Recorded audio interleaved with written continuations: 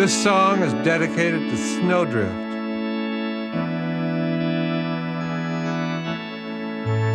She was a friend of mine whose name, Apology, among other things of importance and apology, I have forgotten. If you hear this and recognize yourself, please call me. Collect. It's urgent.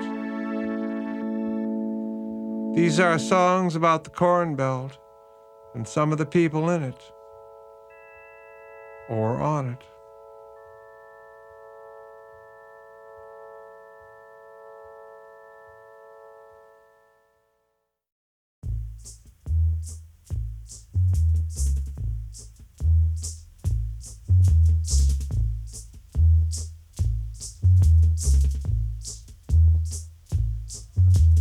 Subject is dismount, as in dismounts and be the death of me, or Lancelot dismounts and shakes it down, or to arrive is to dismount.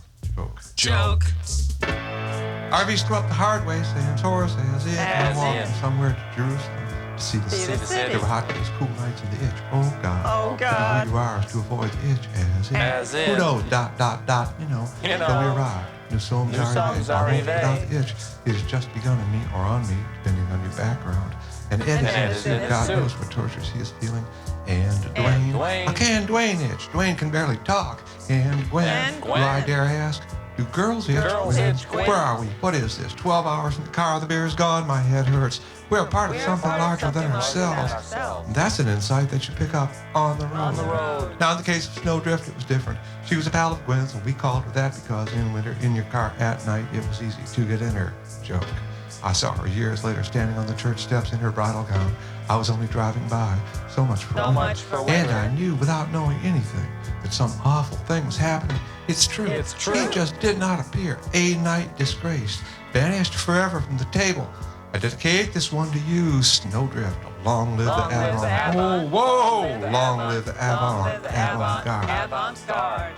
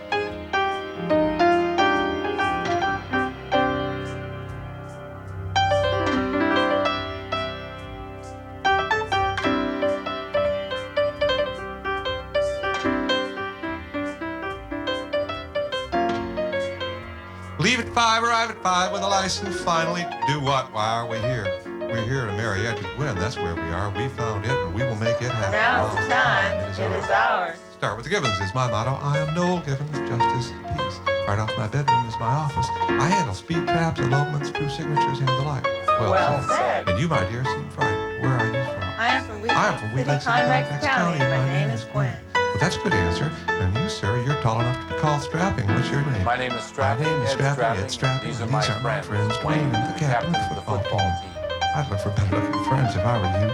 And why is the bride to be so, what is the word? She's a pea monkey, sir. I dreamed one evening long ago of marrying a pea monkey. So she's the answer to your prayer. And you, Gwen, you feel, how about this union? Those jokes don't bother me, Your Honor. I'm transparent to the wishes of my Lord. I'm put here and it pleases me to serve him. My soul feasts upon the rising of the sun. It is his presence, the great arc of the day, is the truth of my life. I learn from it and I'm humble in that knowledge. And in the evening my body sleeps. Well said. Now, what about these characters who are with you? You, Dwayne, what qualifications have you? Well, it's not exactly that I have trouble with the words, you know. It's just that listening to the way it's done, I get the idea that sometimes it doesn't go together. There's a something and a something, and I get the idea that it's not exactly what I thought it was. You know what I mean? Well, roughly, I've read that stuff, and I know there's some problem, but I think you'll outgrow it. And you must be the captain of the football team. What an honor. That's right, asshole. I came all the way from home for this. I've come here with Dwayne, and while he's far from perfect, he's reliable. Somewhere in himself, he is pure and reckless. He is someone you can count on. And in the backseat, full of holes, when Dwayne smiles, I'm not afraid. Stay with that style, and you will win the Nobel Prize. Now let's begin. Do you take this P-Monkey Gwen to be your lawful wedded wife? To have and to hold in sickness and in health, till death do you part. There is no death, son. There is the everlasting God of myself. Take upon yourself, it says. Give loyalty and affection to yourself. Blessed is he who is a lucky person, or she. I lay in bed one night and learned to trust. It is so clear now there is perfection, that within whatever realms we know there is no cause. I'm not self-taught. It is allowing to allow. You're fairly tall to be saying things like that. And you, Gwen, do you take strapping head to be your lawful wedded husband? To have and to hold in sickness and in health, until there is no parting. Yes. You were born just as you are. Yes. Your mother and your father were normal. Yes. Normal P-monkeys. Yes. I take it I am right that they think you are at work. Yes. We seldom have a case here anymore where the parents are consulted. Oh, God. Last night I saw on TV that in China even the determinism is disappearing. Evidence all over shows there is a schedule. Things are not as endless or revolutionary as we thought. But principal events like majestic mountains in the landscape of time or marks of origin or destinations of the former take now. For a long time that bothered me. For instance, the question of the I asked a friend of mine who had married a Chinese man against her family's wishes, they being not Chinese, of course, whether there is any idea in science that convinced her on the question of why most people in China are Chinese. And I saw on TV about the business at the bank and that the note was not signed. Is it possible the non-signer didn't even think of it? That it's just not something he could ever do? I thought to myself. What about the Market Zorro? See, he was different from us. We live here on the plains of Earth and the plains of time. As I said earlier. My friend and I were sitting in an alcove of a house that was a dream re-inhabited. That is, the visible inhabitants, our friends, shared the dream with others who seemed always just missed. Tangible, but unstable. The wife was always in the kitchen, as I said. And I saw on TV recently that a woman whose family had been persuaded to buy a house that is lived in by a ghost. Forgive my language. Thought that was only proper. She was quoted as saying that she thought they could coexist as it were. Think about the alcove. They are the fondest things in architecture. Bulges, Mataba, bulges were in fashion. Around us it was a party. The tangibles were the din. Those were the days when I worked with loudness. Loudness was the position of the music. It was there, loud, and then I signed it. Z. So I knew what I was doing. But in the middle of this day, she poured her drink on my head. That was a shock. I was amazed to think that she thought she would have an edge on me when it came to thoughts about the question of being Chinese. I was amazed that she would believe in her experience. Science definitely needs some help. I want to know, of course, why Chineseness didn't seem to spread. She might have answered, well, it takes time. First there was one or two, and now there are 8 billion. Instead, she insisted that I be self-taught, such as our use of drugs.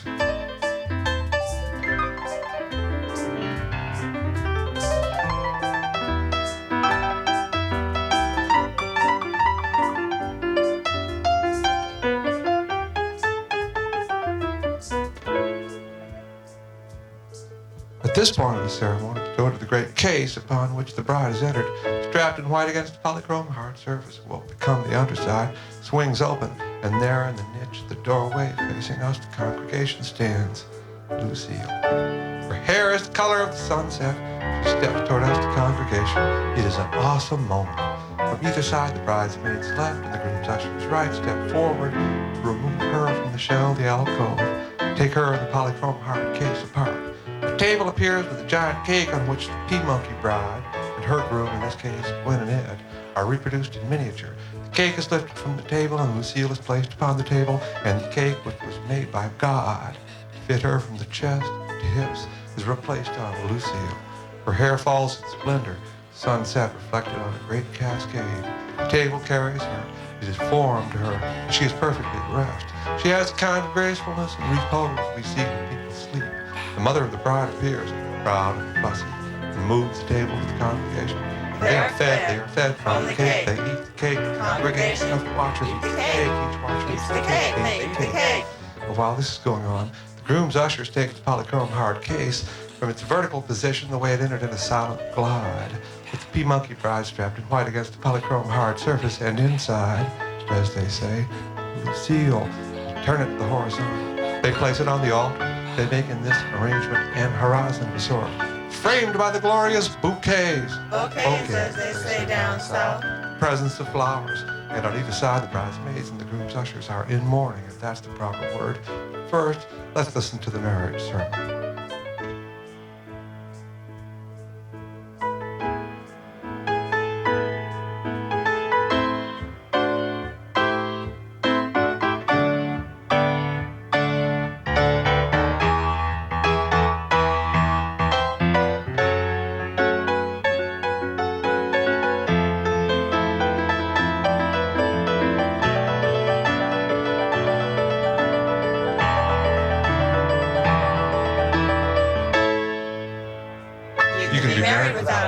Tennis, you're playing against yourself. The other person's convenience. Talk Different rules, same truth. Conversation must come before marriage. Let me see if I can say it. First rule, don't talk to yourself. Why is that rule? That rule is a reminder that talk is not a part of understanding. Sound is part of understanding. Among arrangements of sound we have talk, which is a habit. Well said. Preceding mechanical knowledge, older than what has come after. So in talk we face the abyss of the question on arrangement, which coming after what went before has been, in my idea of things, sanctified. First in the arrangement, conversation, then in the arrangement of marriage. Finally, today in mechanical arrangements. Finally, we could, except that there is no cause in our way of understanding things, believe that what has followed in this succession of first agriculture, and then religion, and now technique. I need the gift and need to extend the principle of arrangement to our circumstances, precisely to our physical circumstances, has followed from the simple question of arrangement, and precisely the arrangement of sound. When you stop to think of it, sound is the only thing we can arrange. So the rule, don't talk to yourself, has many meanings. One is, stop arranging things when you're alone. Another is, don't use for yourself what belongs to all of us. Second is, the rule, speak only when you're spoken to. It follows the first as marriage followed conversation, and as religion followed agriculture. That is, it is the rule of the second stage or second era. It allows that the question of arrangement is not an abyss, but a dilemma. We are enjoined to regard the arrangements and to choose and further to arrange. Well said. Makes sense. There's the third rule, the rule of the day in the age of technique. How far it is from don't talk to yourself to make sense. It is the distance of the history of our understanding from don't talk to yourself, which is an eon, during which eon we found conversation and pretense and the abyss of the question of arrangement. To speak only when you're spoken to, which is the second eon, during which eon we suffered through marriage and religion, and the anguish of the question of arrangement is a dilemma.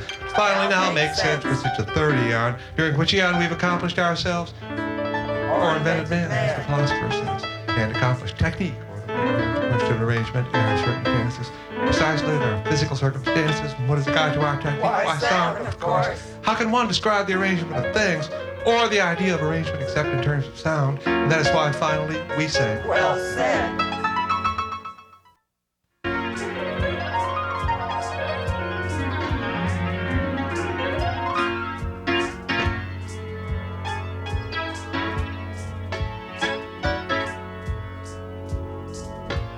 Story of the huge face of an arrangement. The arrangement of proportions is told in the story of an arrangement of our circumstances on the occasion of a marriage in this town. Or mirage, as they say in France. Here there is the idea in the form of an image that can be called before the eyes of the mind, that a marriage, or mirage, as they say in France, should be announced or performed in circumstances of least gravity.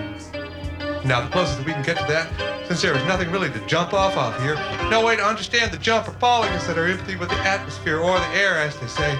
It's almost the only thing there is around us here. In other words, the perfect husband and the physical body of ourselves, which is for the perfect wife. The air, a lightness, a relief. This lightness comes, as you well know, in change. Change is God. Well said. Change or relief or allowing is shown in the storm. So that to be married, in the arrangement of religion and marriage, and don't talk to yourself, is to receive the lightness from the perfect husband.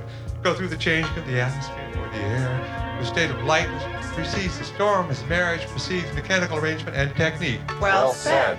While there are always more languages? Why hasn't Chineseness spread? These are the questions we must ask ourselves on the occasion of marriage, when for us, for our sake, she and he, or whatever combination, are hurried from their daily life to church to be there when the ozone changes, when the band starts playing, when there is lightness in the air, when the perfect husband finds the perfect wife, when the physical body of ourselves reaches the change as God. We ask the questions when P-Monkey Bride deceased, cold as a stone, or whatever the case for the polychrome heart surface in which you rip surrounded by bouquets, or bouquets as they say down south. While there are always more languages than UN, tall driver, vegetarian, and theosophist, who says there is no death, sir. It is allowing to allow. Why has the Chineseness spread? Why are the Chinese mostly still in China, while those who are not struggle against their reputation? Who prevents us from holding Chinese ideas in Indiana? Go ahead and say something silly. Wayne says it's a problem. Sometimes the sound of the word gets disconnected. I think that's what he said. The captain says that Wayne is someone you can count on. At this point of the ceremony, when the rudimentary question comes, if any man or any woman knows any reason why these two Ed and Gwen that God has brought together to perpetuate change, if I may be so bold, asshole, should not be joined in holy matrimony, he or she or whatever speak now or forever hold peace, the captain says to Dwayne, go ahead and say it. And Dwayne says it intermittently, not to stop it, but to clear the air.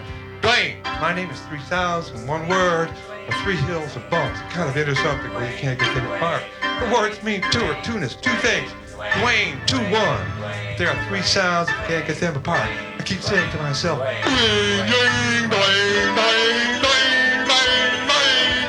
I can't figure out how they got together. Well said. This is the last one I'm going to do, I swear. This ceremony was full of the polychrome heart, let us fit a case of the P-Monkey Bride, who began ripping at 5 in the morning, the other end of the day, and the car full of holes begins to ride again. She is coming to the church place with the great light approaching it. She swooned in the arms of the driver, the tall driver, and the osseous from the vein of vegetables.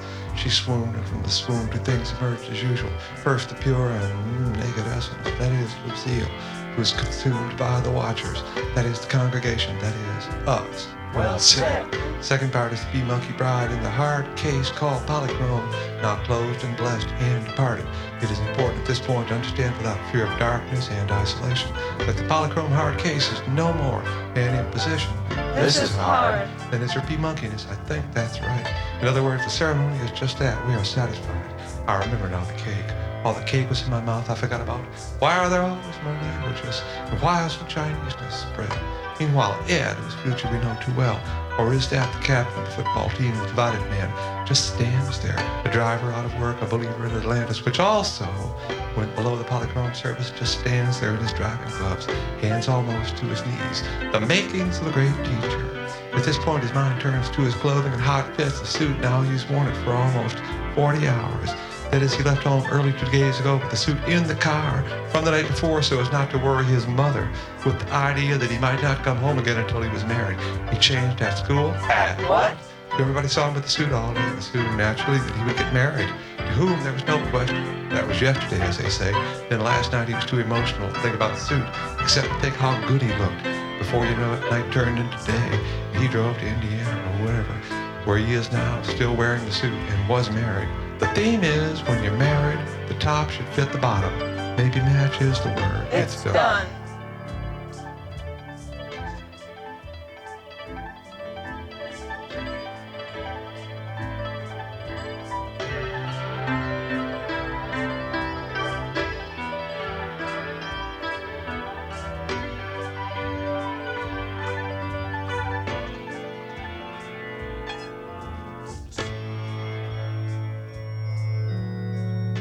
The last glimpse I had of Lucille was from the altar. I was looking westward through the congregation, and I caught her eye just as she had arisen from the table. She brushed her crumbs off and stood there for an instant in the doorway looking the consummate performer. Then more recently, she's turned up in my life to remind me of the cake again. This time in winter, summer, or whatever, sleeping in the streets and always in a kind of gray-green parka. There's something between me and Lucille that just won't go away. She's always so determined. I'm sure it's just with me. I'm sure she's charming with the rest. And she was always framed. This is something I've cooked up. She was always framed under the box elder first. Then in the case with the polychrome hard lid, now in the doorway, and more recently than now, in the parka, in the doorway, as the parka is all parkas, as the parka has always been there. For instance, the parka of the flowers in the field, and whatever they are, flowers in the field. That parka comes back as whatever they are, flowers in the field experience are passing it on. As in, no wonder the rich pass it on. Sorry. No wonder it flows in the family rivers. No wonder we see it, the whatever they are, flowers in the field of the movie of passing it on. I am enamored of the television passing on the movie of passing it on. That's a joke.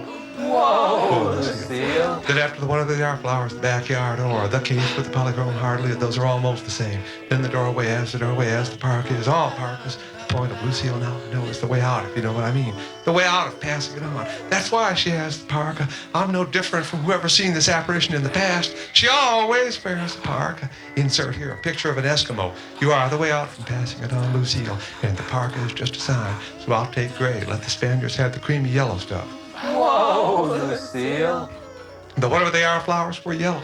Then the doorway was darker, if you know what I mean, but it was still filled with light or some other immateriality like color, but now it's not. This is an interruption. Now listen carefully. What I'm telling you is true. While I'm typing this, whatever. Phone rings, Iris from downstairs wants to use the typewriter. This is the first time I've worked on this account in almost 6 months. It was hard to start, and I have to work through this machine. I've decided that. So this machine is important to me in a way that you can understand if you think about it. So what is the meaning of Iris? She's not too far from Lucille. The whatever they are, flowers. Lucille Yankee. Don't forget the Eskimo and the parka. Say Yankee to yourself. You're not supposed to be telling this. I mean the part about passing on. Where were we? The now Lucille, I mean the parka and the now Lucille. Now listen carefully. This is another interruption. While I'm typing this on the machine that Iris wants to use and break, it has been creamy yellow like the first Lucille or the parka of the first Lucille. Then when I typed, quote, the now Lucille, I mean the parka of the now Lucille, unquote, the sun went behind the cloud. And what was creamy yellow turned to the gray of the now Lucille. I guess I'm on the right track. The now Lucille stands in the doorway and looks out and smokes cigarettes with filters and minds her bag and thinks about her appearance. The park is gray or green she looks upon. I think the same things that I see. I don't believe it's different. Her mind works just like mine does work upon itself, does contemplate itself. That's why she has the halo or the parka with the hood up, because her mind does contemplate itself. Now I've got it. Lucille in the halo of the whatever they are, flowers in the field of passing it on. And then in the doorway of light or some of the immateriality. Now in the doorway of the store across the street, smoking cigarettes with filters, looking out upon the mirror and thinking about her appearance. They are the same, not just because of the halo. Oh, that alone would be enough, but deeper, because alike her mind does contemplate itself. All around her is passing it on, the ruins. First agriculture, then architecture. Now what? Of course, I'm speaking just generally. I don't have time to do all this in detail, because if you could see the now Lucille, you could understand why sometimes I get scared. Scared is not the word, impressed is the word. I'm impressed. Let's go back for a minute to the picture of the Eskimo. Imagine the Admiral after all that suffering, finding finally the home, a place from which it's all downhill, so to speak. And there, looking through the camera himself, checking the machine upon which his immortality may rest, he sees the Eskimo, and on the Eskimo the halo of the parka's hood, but around the halo there is no passing it on. Whoa, see.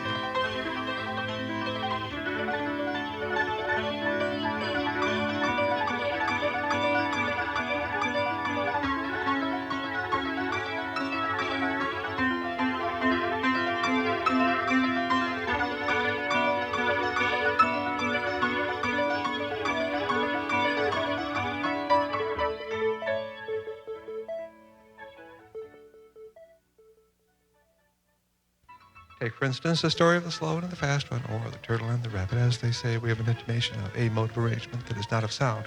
We might call it an arrangement of proportions. For instance, at the longest distance we can run, there is not much advantage in time saved, as they say, to running. What advantage there is only sanctified in the sayings. As in, a little goes a long, long way, or a miss is as good as a mile, or a bird in the hand is worth two in the bush, or losing builds character, or the straw that broke the camel's back, none of which is true, of course, no matter what standard you're using. Language has sense built in. It's easy to make sense. To make no sense is possible, but hard. Language does not have truth built in. It's hard to make truth, which is to stop the search. Well said. Truth is that running lets us come to the huge face of an arrangement. That is the arrangement of proportions, as we've called it. Remember that. The story of the turtle and the rabbit is a story, but be careful even so. What came before agriculture and conversation as an understanding of arrangement was straightness. In other words, Don't talk to yourself. Follow some other rule of the arrangement of sound that corresponded to or coincided with the arrangement of space that we call straightness. In straightness, there is no notion of, for instance, contiguity or adjacency, except in the simplest sense of next to the pad. That would suggest This is hard. the arrangement of sound that corresponded to or coincided with the arrangement of space that we call straightness did not include the notion of harmony. The arrangement of sound in a world designed by straightness may have been prior to the arrangement of sound as an experience external to ourselves, or as an experience of something external to ourselves. It may have been internal, the sound of ourselves, not prior to the idea of arrangement. In fact, including the idea of the arrangement of the things of ourselves. Think on yourself, it says. Listen is just as important. Now, going back to Dwayne and the problem of how the arrangement breaks down before our eyes, Dwayne says it doesn't. What we've agreed on, the link dissolves, goes into an arrangement that means something about freedom. Not too well said, Dwayne, but something.